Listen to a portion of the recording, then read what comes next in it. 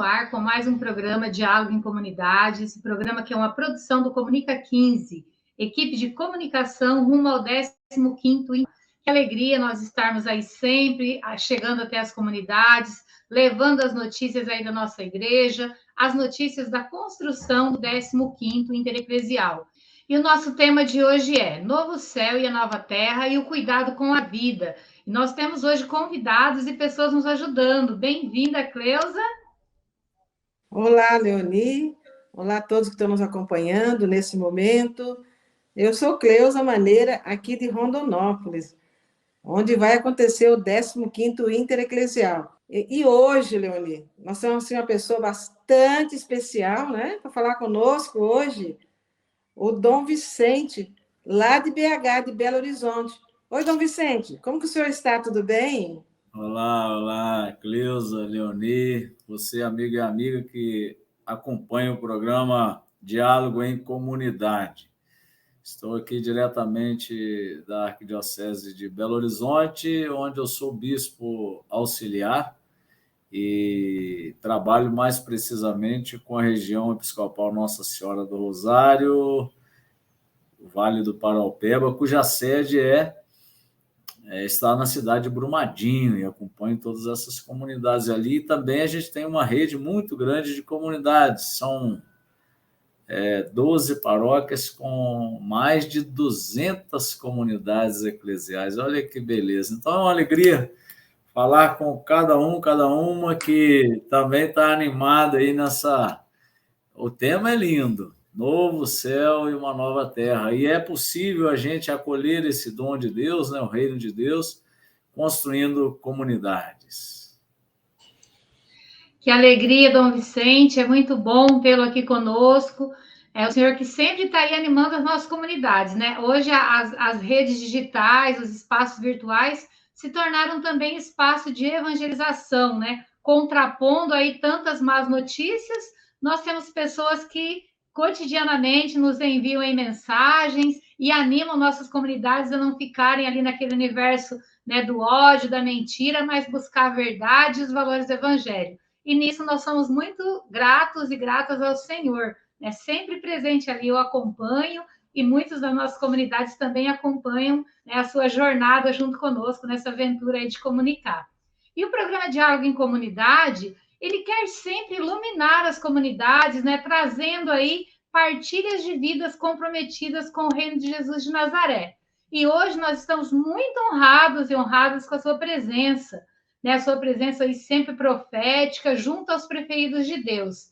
E nós gostaríamos de saber um pouco sobre a sua missão, né? De onde que o senhor vem, como que o senhor nasceu onde, um pouco da sua família, da sua vocação, e como que o senhor tem vivenciado essa vocação aí, né? Como bispo da nossa igreja, bispo da Igreja do Brasil.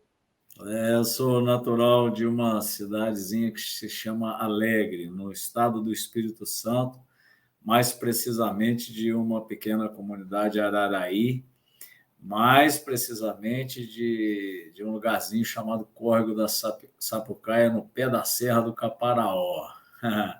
Meus pais ainda vivem, estão ali, eu sou de uma família de 9 filhos, ali eu cresci indo para a escola, que fica a 3 quilômetros, caminhando todo dia, indo e vindo. Então, eram 6 quilômetros. Estudei até a 8ª série na época. Fui para a formação redentorista e fiquei até os 25 anos de padre. E fui nomeado bispo por Papa Francisco para ser bispo auxiliar da Arquidiocese de Belo Horizonte. E aqui estou, sobretudo nessa região que me marca profundamente a partir, sobretudo, da tragédia, crime aqui, da mineração aqui no Vale do Paraupeba, em Brumadinho, né? Essa morte de 272 pessoas por uma das tragédias, crimes ambientais maiores do nosso país, isso afetou muito o meu ministério. E, a partir daí, eu comecei, então, a entrar mais nesse mundo da ecologia integral, da presença nas mídias, de dar uma palavra em favor dos mais pobres, das feridas humanas e ambientais. Eu acho que um pouco por isso que, como você disse, né, a gente tem garantido um pouco essa presença nossa em vários espaços, também nos espaços virtuais. Mas, então, eu tenho aí 52 anos de idade e em outros também estudos, fiz mestrado, doutorado, passei por um caminho de ciência da religião até chegar hoje a uma pauta que me é muito cara e eu tenho investido muito isso nesse processo de evangelização, que é exatamente a questão de ser considerado hoje um defensor dos direitos humanos e da Mãe Terra. Então, como bispo, isso tem sido uma tarefa complexa, mas ao mesmo tempo que nos realiza dentro daquilo que você disse, né? Dentro das perspectivas do Evangelho de Jesus. Eu acabei de ler, antes do nosso programa aqui, um pensamento que mexeu muito comigo. Uma igreja hoje, um cristianismo hoje, que não incomoda, que não é perseguido, de certa forma, ele tem que se avaliar se ele está, de fato, sendo o Evangelho de Jesus Cristo. Então, nós não devemos nos assustar em nossas comunidades quando a gente contesta, protesta, quando a gente vai contra um estilo de vida que não é o do Evangelho de Jesus, principalmente que mata os nossos pobres e a nossa terra. Isso vai causar conflitos, perseguições. Eu sou muito rebelde em relação a essa coisa muito diplomática, sabe? De que a gente sempre tem que estar harmonizados, tudo está em paz, porque isso favorece demais ao status quo, aquilo que está aí, geralmente aos grandes. Então, a gente tem que incomodar a partir dos pobres de Jesus. Eu creio que hoje, quem evangeliza de fato no meio dos pobres, junto com os pobres de Jesus, não tem jeito de não incomodar. Essa é a perspectiva nossa de trabalho, da minha vida, que tem que ser confirmado cada vez mais no meu caminho missionário como bispo. E como pessoa também. Gosto muito de poesia, violão, as festas de nossos povos, as danças. Tem aqui na minha região muitos quilombos, aldeias. Então, eu estou sempre em contato com essa diversidade de nossas culturas que tem muito a nos ensinar dessa coisa da presença de Deus nesse mistério vasto do cosmos, né? Estou ouvindo o senhor falar aqui, Dom Vicente, e pensando como o Papa Francisco não erra, né? Ele não erra nas escolhas dele, né? O trabalho de evangelização nesse nosso mundo, nosso Brasil e esse ambiente que o senhor está. Mas que coisa mais bonita. Ele mesmo, o Papa Francisco, vou falar, é filho de Deus mesmo. Que coisa mais linda. E nós estamos aqui, Dom Vicente, na construção do 15º, né, intereclesial, né, da SEBS, que acontecerá aqui em Rondonópolis no próximo ano, 2023, em julho, que tem como tema SEBS, uma igreja em saída na busca da vida plena para todos e todas. O nosso lema, veja, vou criar novo céu e nova terra. A defesa da vida, ela tem sido a marca do Papa Francisco. Olha aí, o senhor acabou de falar. Recentemente, o senhor esteve com ele e afirmou: Papa Francisco é uma das maiores autoridades morais do nosso tempo. Foi um encontro de profunda comunhão. Nos conte, né, desse encontro que o senhor teve lá com o Papa, e se o senhor percebe essa caminhada da Igreja do Brasil nesse sentido da defesa da vida, a sinodalidade, a comunhão. Conta um pouquinho para nós desse encontro que o senhor teve com o Papa. Só essa pergunta daria para a gente ficar aqui o programa todo. Mas veja bem, a igreja no Brasil, os bispos do Brasil, nesse ano de 2022, todos os regionais fizeram uma visita ad limina, que a gente chama ad limina apostolorum, que é a porta, né, a entrada dos apóstolos, mais precisamente aos túmulos de Pedro e Paulo, e o encontro com o Papa. Então, todos os regionais. Então, eu estive com o Regional Leste 2, que é Minas, e Leste 3 estávamos juntos, que é Espírito Santo. E ali nós visitamos todos esses departamentos que se chamam de dicastérios, e houve um encontro do nosso grupo, mais de 2 horas de conversa, a gente pôde fazer perguntas, alguma consideração. Foi ali que eu disse, então, ao Papa que ele, de fato, é a maior autoridade moral que nossa sociedade global tem. Acho que ninguém duvida disso, né? Tanto como um líder religioso, como também um líder para a humanidade toda, pelos seus temas. A ecologia integral, a igreja em saída, esse Fratelli Tutti, por exemplo, a amizade e a fraternidade universais, são propostas extremamente importantes para o nosso tempo atual. Então, eu considero que esse profetismo do Papa Francisco tem inspirado muitas comunidades. Tem inspirado. Vejo com muita alegria várias redes que nascem a partir, por exemplo, Semeadores de Laudato Si, Economia de Francisco e Clara, Pacto pela Educação. Tudo isso vai nascendo nas nossas comunidades, muitas iniciativas. Então, isso dá muita alegria. E o Papa sempre tem ele incentiva a gente demais a ir para frente, não ficar apegado a muitas estruturas que já não... tomar iniciativas, né?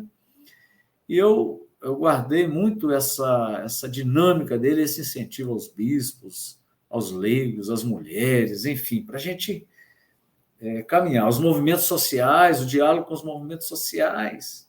Então, isso tudo nos faz uma igreja viva, atravessando Estamos numa travessia global. Eu guardei demais um irmão nosso perguntou assim, mas nós estamos numa travessia cultural global, e isso nos causa assim, instabilidade, insegurança. O que o senhor tem a dizer?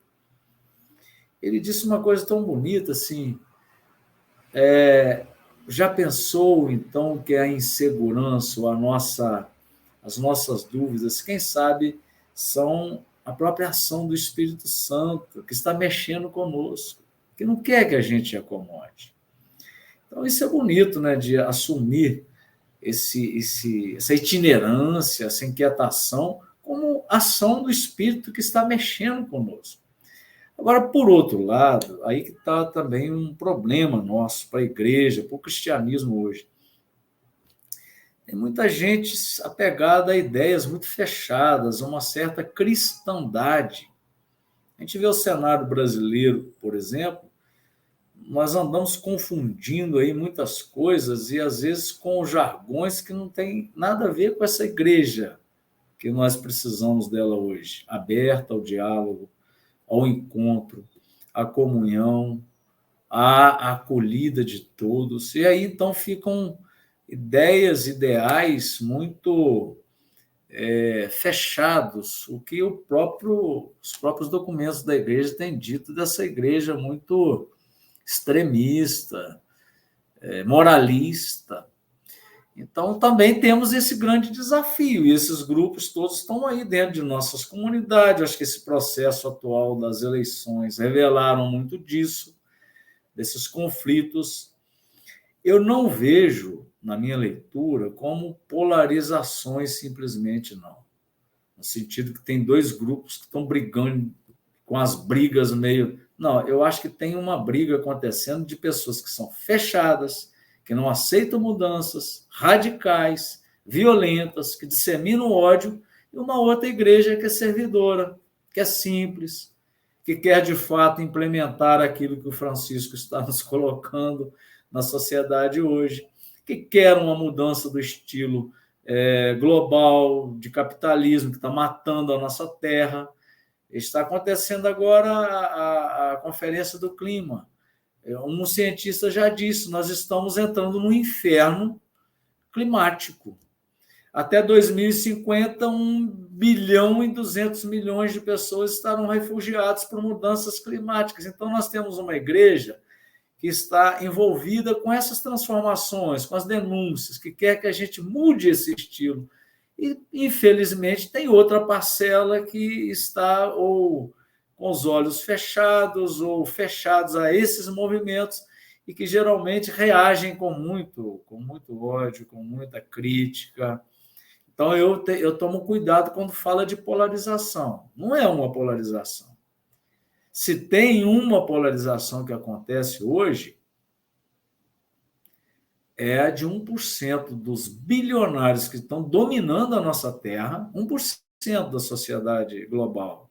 Chegamos a 8 bilhões de pessoas nesse mundo. Tem 1% que está dominando as riquezas, as belezas dessa Terra. E os outros 99% tá tendo que sobreviver na luta diária e os pobres e os descartados sofrendo as consequências desse acúmulo. Aí está a polarização. E onde está o nosso Evangelho de Jesus? Se ele não estiver do lado, debaixo dessa história, ele não estará sendo o Evangelho de Jesus. É um pouco isso é clara de Francisco para a nossa igreja. Fazer uma opção clara de defender os mais pobres e as feridas da terra. É muito importante a gente, né, ouvir assim, esse relato que o senhor traz aí da visita ao Papa Francisco, e a gente pode, de certa forma, vislumbrar, né? É como se a gente estivesse lá sentindo toda essa emoção e ouvir essas falas dele, essa presença, que não é só uma fala, é um estilo de vida mesmo, é um estilo de fé, é um jeito de vivenciar mesmo o Evangelho. E nós aí, né, aproveitando o tema do 15º Intereclesial, né, a defesa da vida, nós sabemos que a construção do novo céu e da nova terra passam pelo compromisso com a casa comum. Isso nos faz lembrar aí os 7 anos do grave crime contra o povo aí de Mariana, de Brumadinho, né, que ainda clama por justiça e que o senhor tem acompanhado tão de perto. Recentemente, também a CNBB lançou o filme A Carta. Ele nos alerta sobre a necessidade do cuidado com a casa comum, mostra ali, né, várias realidades, o quanto nós estamos perto, né, de uma tragédia humana, né, nós estamos nos extinguindo, né, ninguém vai se salvar sozinho, e esse filme deixa muito clara essa mensagem, né, da hora do cuidado, pequenas iniciativas que precisam se juntar a todo mundo, e a gente formar realmente essa grande corrente de proteção à casa comum. Como o senhor citou também, está acontecendo no Egito, né, a COP27, e lá os cientistas foram claros, né? Ou nós mudamos o estilo de vida, ou o capitalismo, os grandes consumidores aí no planeta Terra, que entende a Terra como uma reserva a ser consumida, olha de uma forma diferente, ou nós estamos fadados aí a uma grande multidão de sobrantes, né? Já temos, mas a situação vai se agravar. Mas, por outro lado, no Brasil, nós constatamos a morte de ambientalistas, crime contra os povos originários e, nos últimos tempos, um grande desmonte dos órgãos de proteção. E, diante desse cenário, ainda nos resta a esperança, né? Como nos diz Pedro Calzadai, das nossas causas, que valem mais do que nossas vidas. E eu gostaria que o senhor contasse um pouco aí para a gente, para as pessoas que acompanham o Diálogo em Comunidade, como que está esse povo que foi atingido pelo rompimento das barragens, como isso impactou a vida das comunidades e a importância de não se calar diante dos clamores, tanto do povo, dos pequenos, como também os clamores da terra, como nos anima a Laudato Si. O senhor pode falar um pouco para a gente sobre tudo isso? Sei que é bastante, mas vamos arriscar. Sim, mas acho que a própria colocação sua, em termos de pergunta, Leoni, e também quando a Cleusa tem falado, você já introduz o tema, já dando a perspectiva daquilo que a gente acredita, né? Então, você abordou muitos temas aí. Vamos começar, talvez, por esse evento importantíssimo que tem, a COP27 no Egito. Ela, inclusive, vai tentar resgatar aquilo que foi descumprido no Tratado lá de Paris, porque teve uma grande expectativa, mas aí as grandes nações não cumpriram. Então, agora vamos ver o que vai nascer daí enquanto compromisso. Colocando isso no contexto brasileiro, vocês me acompanham pelas redes sociais, e as pessoas que me conhecem pessoalmente sabem que eu fui e sou um grande crítico da atual gestão do governo federal, sobretudo nessa questão do desmonte das leis de proteção à floresta amazônica, aos povos originários, à perseguição, como você disse, aos protetores, aos defensores de direitos humanos e da terra, enfim, com mortes aumentando, com violência e com essa economia extrativista, predatória, cada vez mais violentando a nossa terra e as nossas comunidades. A gente sabe que descaradamente é conhecido, é claro, que o agronegócio, por exemplo, e que a mineração, por exemplo, levam as nossas riquezas e deixam muito pouca coisa no nosso Brasil. Então, essa frase que você disse, assim, não olhar a terra apenas como um objeto de exploração, é o que fazem aqui no nosso país. Somos um país de uma biodiversidade maravilhosa, mas estão arrancando as nossas riquezas para onde? Para estar em função de quem? Então, esse combate ele tem que ser muito forte, com pequenas iniciativas, mas também tem que ser do diálogo das nossas comunidades com os grandes, de dizer, olha, parem de nos matar. Eu vi uma propaganda outro dia de uma grande mineradora aqui, de Minas Gerais, se orgulhando do primeiro caminhão de 72 toneladas, e que é o primeiro caminhão elétrico, porque assim nós estamos contribuindo com não consumindo energia, com energia limpa, nós estamos contaminando o meio ambiente. Essa mesma mineradora que matou 272 pessoas em Brumadinho e 19 em Mariana, que destruiu toda a bacia do Rio Doce, que vai toda Minas Gerais e Espírito Santo, e toda a bacia do Paraopeba, que contamina as nossas águas, tem poluição no ar, que está matando as nossas comunidades de depressão, de carência, de muitas coisas. Que moral tem para se fazer uma propaganda dessa?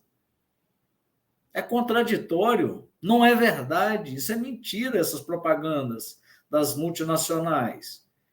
Então, e o agronegócio, que o agro é top, é pop, é sei lá o quê, agro é câncer, com pesticidas que está contaminando o nosso povo e está levando nossos produtos para fora como matéria-prima. Isso daí é grave para quem quer uma mudança de sistema, é grave. Então, a esperança é que nessa mudança de governo a gente possa colocar um pouquinho mais isso em pauta e com políticas públicas e que tenha projetos de fato de mudança. Agora, alguém pode perguntar assim, olha, o Papa Francisco disse isso. Nesse filme, A Carta, ele disse isso. Eu, quando falaram de ecologia integral comigo, eu nem sabia o que era isso, eu mesmo me perguntei, mas o que isso tem a ver com o Evangelho, com a missão do Papa? Pois é, muitos cristãos ainda estão se perguntando e às vezes até contestando. Você é ambientalista, isso não tem nada a ver com o Evangelho, com a palavra de Deus? Como não? Então, a Laudato Si tem uma expressão muito forte, que ela diz assim, atravessamos uma crise única que é socioambiental. Tudo que fere a terra fere a gente, tudo que fere a gente fere a nossa casa comum. Então, no fundo, como o tema nosso cristão de base é o tema de Cristo, que veio para que todos tenham vida, se nós estamos contribuindo para um planeta doente, para uma sociedade doente, nós estamos indo contra a vida que Jesus veio trazer. Não tenham dúvidas disso. Onde o dedo da morte impõe um peso sobre alguém ou sobre a terra, nós estamos agredindo o Evangelho de Jesus. A boa notícia, a redenção, a libertação cristã está sendo agredida. E eu costumo dizer que essa vulnerabilidade, essa fragilidade hoje, ela tem nome, ela é sistêmica, é um sistema de vida que está causando isso. Não é uma coisa da nossa finitude normal, que a gente nasce, cresce e vai morrer. Tem muita gente morrendo antes da hora por conta de um sistema de morte. Então, isso é contra o Evangelho de Jesus. Então, eu creio que, no fundo, Leoni e Cleusa, está aqui, antes da gente pensar, ele é um ambientalista, um defensor da natureza, tem aqui também uma questão profunda de fé. Eu coloco diante de vocês o caminho da vida e da morte. Escolha, pois, o caminho da vida. Vocês estão aí com o tema do Intereclesial falando de vida. Como pode eu, cristão, ir para a igreja, louvar a Cristo, comungar Cristo no altar e não ser inquieto com um sistema global de morte que está matando tantas pessoas antes da hora? E aí você fez uma última pergunta sobre as comunidades afetadas pela mineração em Mariana, 7 anos, dia 5, fez agora, em Brumadinho, vamos para 4 anos, dia 25 de janeiro de 2023, né? Então, comunidades continuam sofrendo, as violações que provêm do crime, elas continuam acontecendo, na compra dos territórios, na perseguição daqueles que defendem outro estilo de economia, na doença de quem não consegue curar o luto, que sangra, de ter perdido os parentes, de ter perdido a horta, o rio, tudo isso continua, e nossa igreja continua com essas comunidades, tentando aí construir coletivos dos atingidos, semeadores de Laudato Si, para ver se a gente consegue acordar brotos de esperança, sinais do reino de Deus, porque para mim, na minha experiência de bispo, se eu não encontrar Cristo nessas feridas mais profundas de nossa gente e de nossa terra, onde é que eu vou encontrá-lo?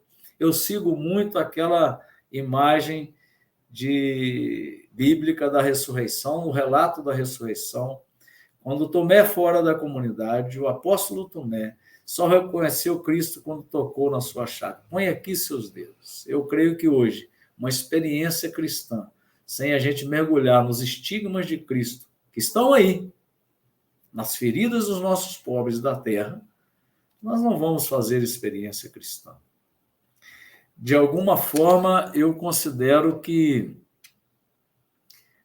o futuro da nossa igreja será uma igreja, e o presente já, estigmatizada pelas dores de milhões e milhões de pessoas que sofrem e pela criação também que está sofrendo. Então, eu penso que não podemos abrir mão desse lugar agora, porque é aí que nós vamos ver os brotos da ressurreição. Senão, nós não vamos fazer a experiência de Cristo. Podemos estar iludidos, algum tipo de imagem, verniz cristão, mas ir mesmo no centro da espiritualidade cristã, nós não vamos conseguir ir se fugirmos dessas realidades, que é o que Francisco fala, né, das periferias existenciais e geográficas. Dom Vicente, Leoni, todos estão nos acompanhando. Realmente não podemos nos calar diante de tudo isso. Nós queremos vida plena para todos e todas. E o nosso 15º Intereclesial, ele vai ficar na história, ficará na história, né? Por ter sido assim construído num tempo de pandemia difícil, disputas políticas e até mesmo divisões entre irmãos, motivado por discurso de ódio, né? Quanto discurso de ódio. Nosso encontro, ele se aproxima e vamos precisar de todos, né? Gostaríamos que o senhor deixasse assim, uma mensagem do povo, para o povo de Rondonópolis e todos que estão nos acompanhando. Também a Dom Maurício chegou agora aqui conosco, né? A nossa diocese e todo o nosso povo das comunidades, animando, né, todo esse povo, a lida pela busca dessa vida plena que nós estamos querendo, na unidade, na sinodalidade, na fraternidade. O que o senhor fala para nós? Qual é o recado que o senhor deixa para nós, Dom Vicente? Tá bom, Cleusa. Olha, primeiramente, Dom Maurício, inclusive essa camisa eu adquiri no nosso encontro da Comissão Missionária Nacional, o Comina, em Brasília, quando nós estávamos juntos. Ele tinha sido não tinha sido ainda ordenado bispo, estávamos lá, e era alguém que estava divulgando essas camisas pelas obras lá do Haiti, obras missionárias. Então, primeiro, assim, reconhecer que Dom Maurício é um missionário, e que bom que ele está aí na condução de mais esse intereclesial, né? O 15º. Olha, eu tenho uma intuição assim, você disse sinodalidade, mas muita gente parece que está pensando que sinodalidade é ausência de conflito. Assim está tudo bom, está tudo legal, a gente vai junto, tudo é irmão, e a gente... Não há possibilidade hoje de uma igreja atravessar tantos temas polêmicos que nós temos, como esses que foram ditos, mas tem vários outros, hein? Vários outros. Questão da ministerialidade, enfim, presença da mulher na evangelização, todas essas questões, a questão da sexualidade humana. Não tem jeito da gente avançar senão através de conflitos. E que isso é muito saudável. Agora, uma coisa é fazer dos conflitos guerra. Aí já é contra o evangelho. Porque conflito você tem dentro de casa. Você tem com o amigo, com a companheira, com a família, você tem. Tem hora que você briga por alguma coisa, mas não vai fazer guerra. O problema desses grupos radicais é que eles já confundem e querem eliminar a diferença. Aí é complicado, meus amigos, porque isso não é de Deus, não é de Cristo. Lembrem-se que no único momento que um apóstolo lá toma uma arma, Jesus fala, no meu reino não é desse mundo, guarda isso. Você não tem no evangelho esse tipo de postura violenta. Aliás, a radicalidade do evangelho de Jesus é que Cristo quebrou todas as barreiras de inimizade, de violência e de exclusão. Todas. Essa é a grande novidade do cristianismo e não podemos abrir mão. Agora, o resultado é que ele pagou com a própria vida para dizer não à violência. Não à violência. Então, eu penso assim, nós precisamos de diferenciar o que é uma conflitividade saudável que nos leva à progressão de irmãos e irmãs. O que é uma paz camuflada, que é uma passividade que não serve para nada, a não ser para manter aquilo que já está aí instituído. E o que é uma conflitividade colocada na mesa de quem sabe dialogar? Esse é o ideal cristão. Acho que isso as comunidades eclesiais de base têm que nos ensinar. Que são comunidades de pessoas diferentes, de tendências diferentes, mas que dialogam. Agora, onde está o fio da avaliação? A palavra de Deus, é ela que vai nos confrontar a todos. Não tem mais perfeito, menos perfeito. Somos todos no caminho, numa costura, e vamos juntos iluminados por essa palavra. E se querem, para mim é muito claro, quer realmente fazer uma avaliação, para também não ficar uma palavra muito vaga, avalie pelos pobres, avalie pelos traumas da natureza. Não tenha outros critérios, porque aí nós vamos começar a abrir demais as coisas e daqui a pouco, não, mas todo mundo tem que ser escutado. Não, todo mundo participa.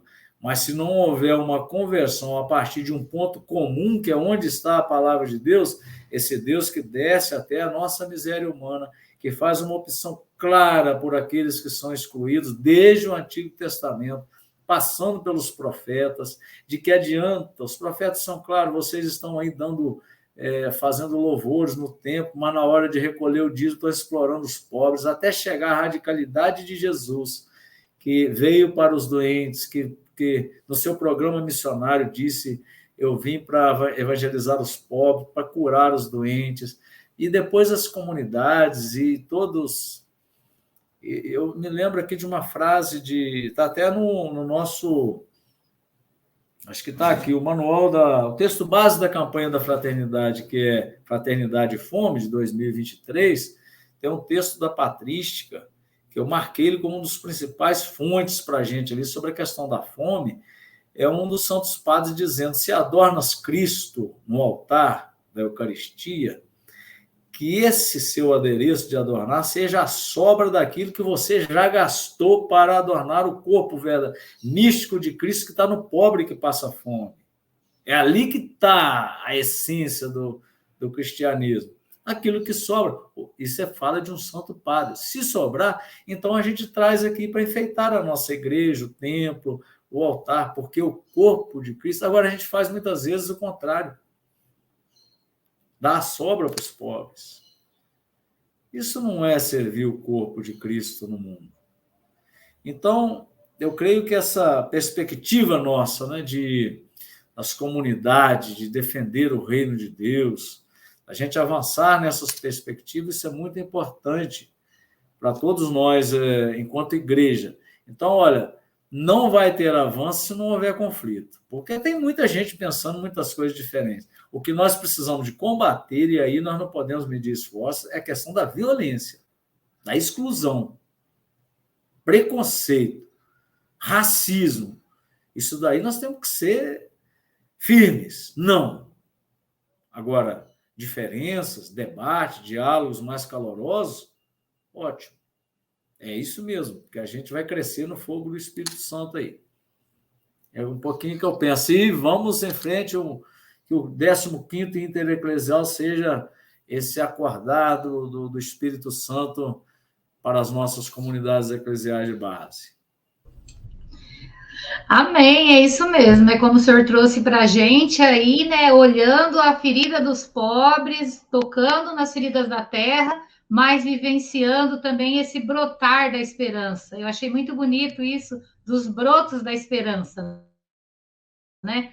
Então, Gabriel, que é nosso referencial, nos disse no encontro: a semente está lá, né? Ela está embaixo da terra. Nós temos que acordar essa semente, fazer essa semente germinar. E que o 15º Intereclesial seja esse momento propício aí de fazer germinar realmente essa esperança, fazer brotar essa esperança, né? Junto com todos e todas, respeitando as diferenças, não buscando, né, um suprimir o direito do outro, mas respeitando sempre essa fraternidade, e que a nossa, né, o nosso foco, a nossa balança seja realmente o Evangelho de Jesus de Nazaré.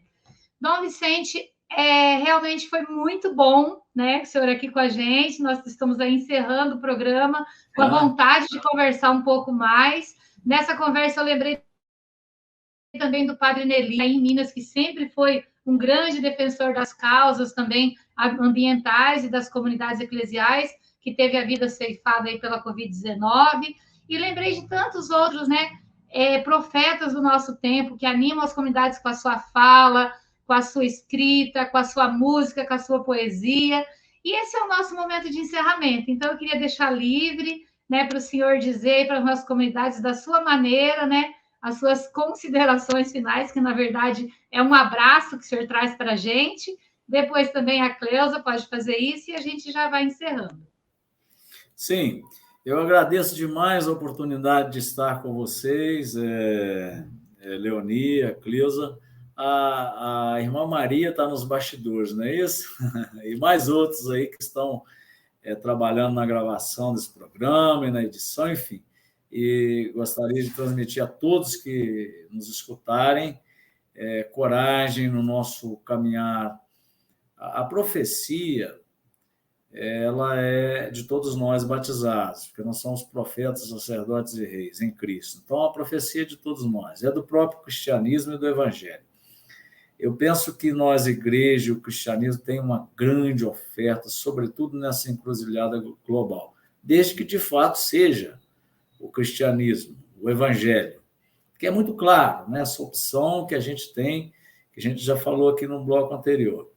Então, eu penso assim, na minha despedida, de dizer que nós estamos, ninguém solta a mão de ninguém, como a gente costuma dizer para essas bandas de cá. Estamos juntos, não há uma estrela solitária por aí. Igreja é isso, bonito é que a gente vai ecoando nos corações diversos e a gente vai sentindo a presença do Espírito Santo que nos une. Em relação aos nossos irmãos que às vezes aprontam por questões violentas, radicais, de críticas e às vezes até de agressões, Nós não podemos fechar os olhos a isso, mas também não podemos nos intimidar com isso. A igreja também ela passa por purificações históricas, e a gente não pode querer maquiar as coisas em nome de poder, de grandeza, de estatística. Nosso serviço é o serviço do Evangelho. Nós nunca vamos avaliar numa estatística o reino de Deus. Jesus já garantiu para a gente. Não adianta vocês quererem, não, o reino de Deus está entre nós. E ele é o que resiste, o que brota, o que não morre. É o amor que não morre. Mesmo que haja tanta violência, tá aí Jesus é a vítima que perdoa, o descartado que renasceu e ressuscitou. É o dom da vida transbordante. Isso a gente experimenta todos os dias. E gostaria muito de falar a você que talvez se sinta o mais humilde, o menorzinho da sua comunidade. Não fique tímido porque você não tem estudo, não tem graduação teológica ou não frequenta a faculdade, porque o Espírito Santo tem uma sabência que, às vezes, ou uma sabedoria, que às vezes os maiores, os grandes, que se dizem grandes, não conseguem compreender. E ela age no seu coração, nas intuições, na sua experiência de fé. Então, partilhe isso, traga, não tenha medo. É hora de uma igreja sinodal de fato. Não se intimide. Vou dizer com muita autoridade, não se intimide diante de uma postura equivocada de um bispo, de um padre. Você é batizado, você tem a cidadania de ser um discípulo, uma discípula de Jesus. Não se retraia, não se recolha. Pelo contrário, assuma essa mística. Quantos profetas que a gente tem hoje sem conhecer, sem saber que estão agindo, segurando, sustentando verdadeiras comunidades nessa época de pandemia? Quantas comunidades só foram possíveis continuar pelo empenho dos leigos, no zelo cotidiano pela sua comunidade. Então, e termino, como sempre faço, no amor que mais conseguiu encarnar tudo isso, que foi o amor de Maria, o amor que resistiu a todas as perdas, a perda do seu único amor, que foi Jesus. E ela conseguiu, pela graça de Deus, estar ali perseverante, por isso participa conosco dessa... Acho que a gente precisa ser mais uma igreja mariana, hein? Pensemos nas Marias de hoje também. E vamos juntos construindo as nossas redes de comunidade. Muito obrigado pelo convite de estar com vocês. Deus nos abençoe. Cleusa? Dom Vicente, mas como essas palavras nos animam. Como nos anima. Nós precisamos, né, dessa força, dessa animação.